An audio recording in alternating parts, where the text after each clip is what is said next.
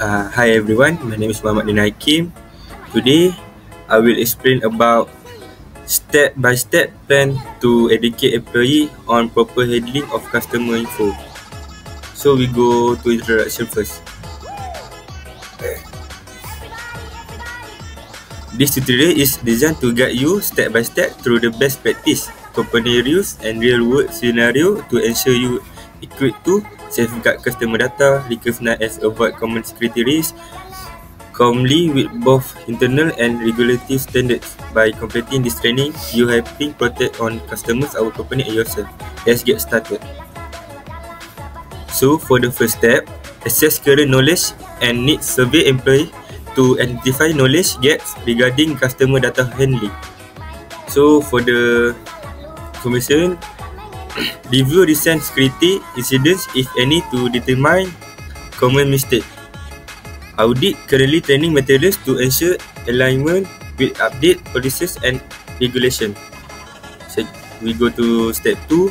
For the step 2 is update security policies and procedures.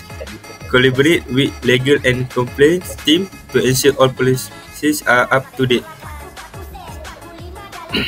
For the information, clearly define rules and responsibilities regarding data protection. Create easy to understand documentation and visual aids, flowcharts, do's and don'ts. So now we will continue to step 3. My name is Wan Haris Berwahmi Faiz. Step 3 is develop a comprehensive training program, include modules such as understanding customer information sensitivity. Second is data classification and labeling. Next is step 4.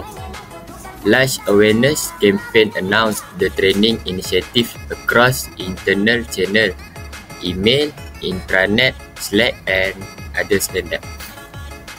First is set deadlines and mandatory completion dates. Second is provide incentive or recognition for early or outstanding participant. Next is step 5. Step 5 is conduct interactive training session. Use real life scenario and case study. First one is encourage question and answer and open discussion. Second is include role-based training. Role-based training tailor for specific departments such as HR, sales and IT. So I continue. Before that, my name is Muhammad Ridwan Iwan Mustafa. My metric number 10.8024F 24F 1242. Okay. Next, step 6.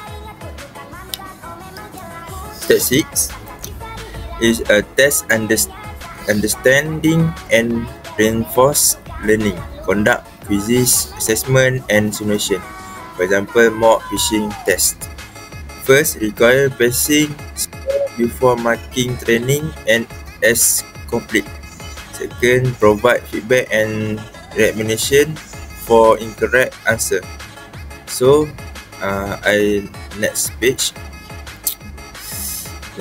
monitor step 7. Monitor complaints and acknowledge completion. Use a learning management system LMS or HR platform to track participation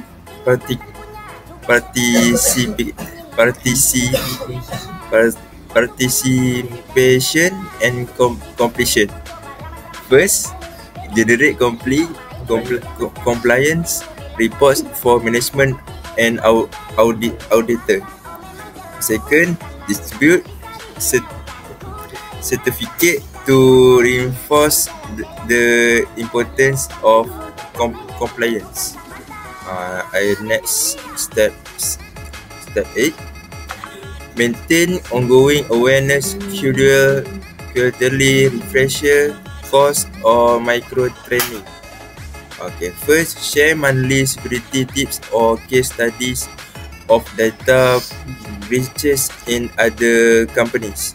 Second, keep a dedicated security resource based on the internet for quick reference. Okay, so I will continue for step 9.